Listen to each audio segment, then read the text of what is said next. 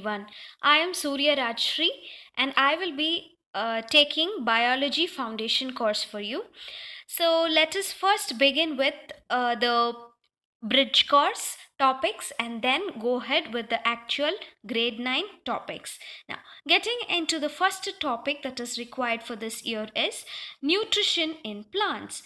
Nutrition, the word nutrition says it is a type of life process. What is life process? Life process is all those activities that are performed by a living organism in order to make it alive are called as life processes, which also includes digestion. Digestion, which comes under nutrition. It includes respiration, it includes the transportation, it includes the excretion, it includes reproduction, etc. and etc. But the movement is not considered as a basic life process property. Now, getting into the nutrition process. What is nutrition?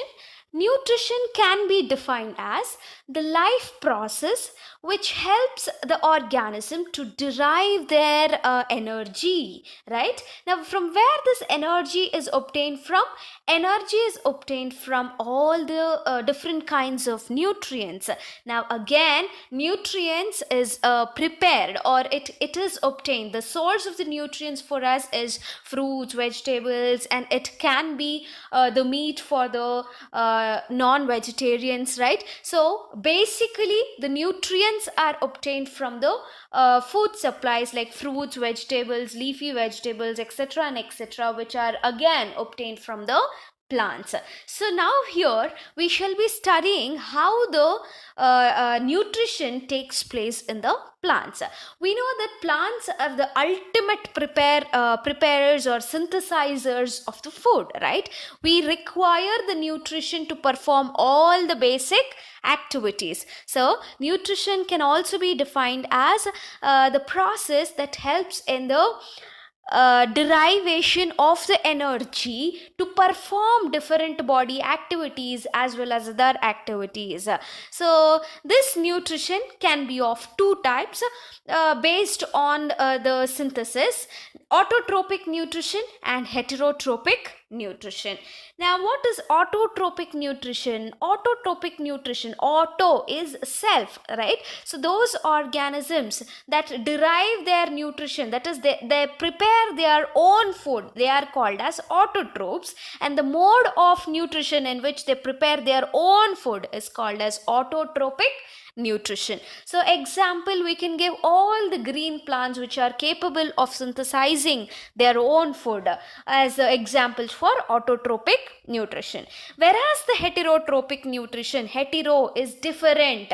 That means they are not capable of preparing their own food. Therefore, they are dependent on those organisms which can synthesize their own food, which are nothing but autotrophs, right? So heterotrophic nutrition is a mode of nutrition in which the organisms are not capable of preparing their own food, and therefore they depend upon the autotrophs for their food. So, and they are called as, the organisms are called as heterotrophs. What are the examples for heterotrophic nutrition, that is heterotrophs? We can give, or we can say, all the non-green plants are the example for heterotrophs. Now, why non-green plants are examples for heterotrophs? The main pigment, that is the chlorophyll, is responsible for the classification of green plants and non-green plants, and the chlorophyll is required for trapping the sunlight, right? So for the process of photosynthesis, right? So therefore they are non-green plants and they are incapable of producing their own food. Now, getting into the autotrophic nutrition in detail. Now, what is autotrophic nutrition? Autotrophic nutrition, as we have told, it is a mode of nutrition in which the organisms will have the capacity to prepare their own food, right? How will they prepare their own food? It is by an important process called as photosynthesis. As we can see in the picture, we can see the process of photosynthesis, and I'll be explaining it in little details now.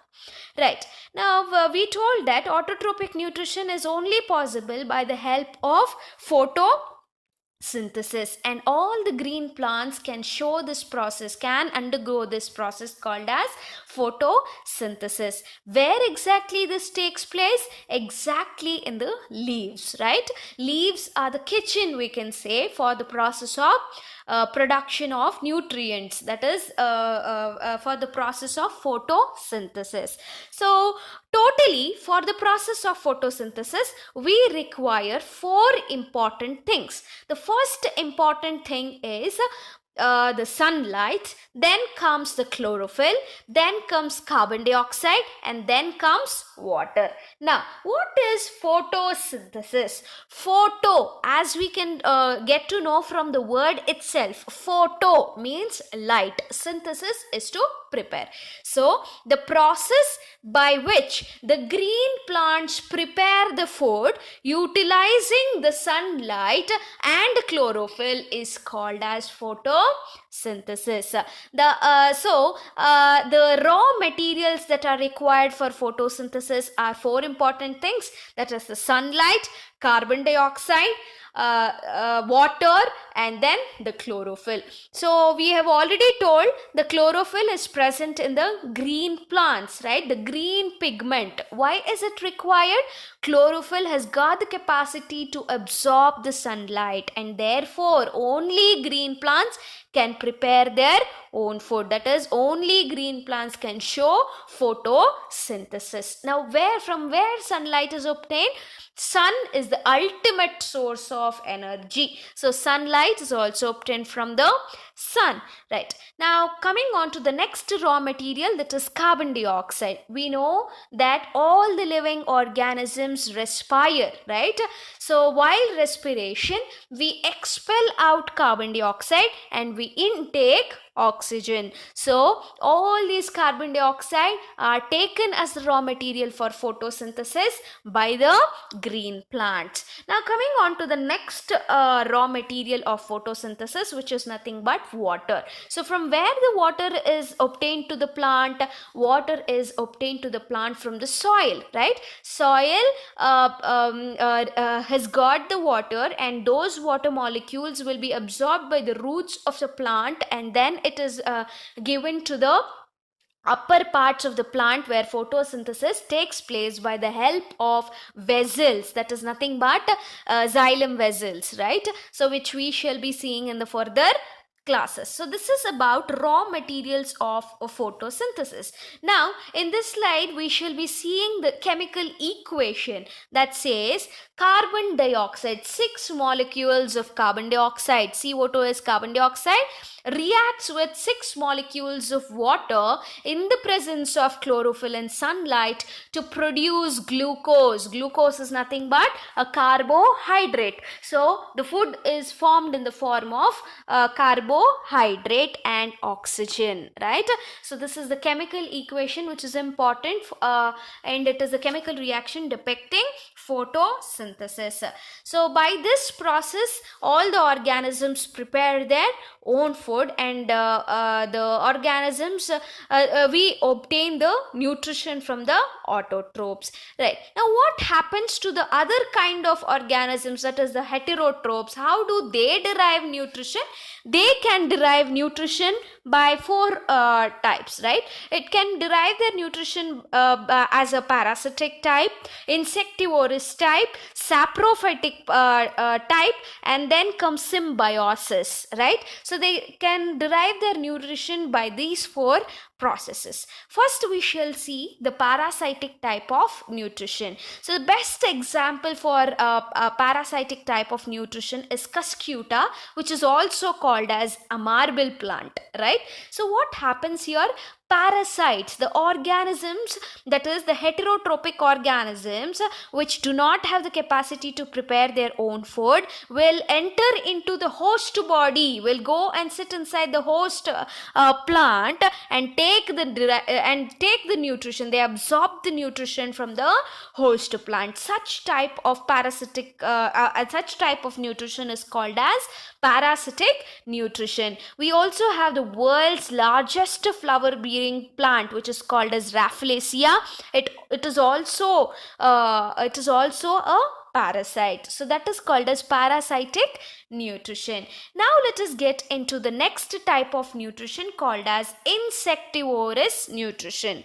Now insectivorous, we are very much aware of these insectivorous plants like picture plant, right? Sundew plant, right? So these insectivorous plants, what they do, they are the plants which has got the capacity to eat the insects, that is the animal objects, right? So what happens here, you can find a jug-like structure which has got the capacity to attract the insects. So when insects goes and sits in its mouth, the opening, the lid-like structure will get closed, and inside the jug-like structures you will have many enzymatic releases. So they all digest the insect, and the plant derives the nutrition from the digested material. And this is how the insectivorous plants obtain their nutrition. So the best example that we can give is the picture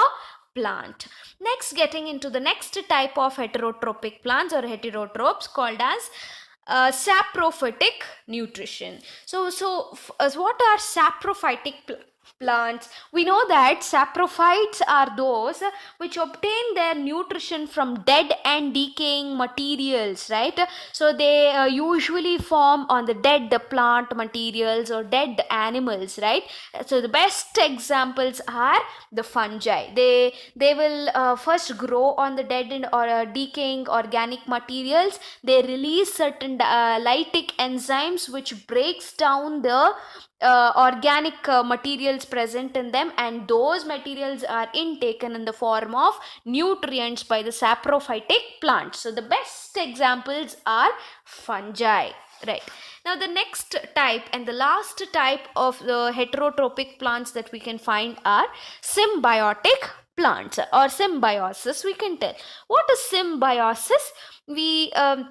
Symbiosis is a process in which two different organisms exist together. They coexist together in such a way that both the organisms are mutually benefited. That is, they both will have the benefits, right? So such kind of process is called as symbiosis, and the plants are called as symbiotic plants. The nutrition, the mode of nutrition in which both the individuals which exist together will have mutual benefits from each other is called as symbiotic nutrition. So examples we can give as lichens. Lichens is an symbiotic association of a fungi and an algae. So lichens, we also know that they are the bioindicators of pollution. That means wherever the growth of lichens are more, there the pollution will be less. So we tell that the lichens are the bioindicators of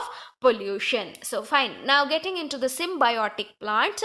So these symbiotic plants, as we told, they coexist together. Now in case of lichens, fungi and algae exist together. Why? Algae will have the capacity to produce the food. So what happens here? Fungi will not have the capacity. So what they do? Fungi will take the nutrition from the algae, and fungi can properly anchor to the substratum. So that kind of benefit will be given by fungi to the algae. So both of them have got equally benefited by this process, and this is called as symbiotic process or symbiotic nutrition. Fine. So these are the main highlights that we have from this chapter called nutrition in plants. We shall solve the worksheets for the same in the upcoming days, and then we shall go into the new chapter. Thank you.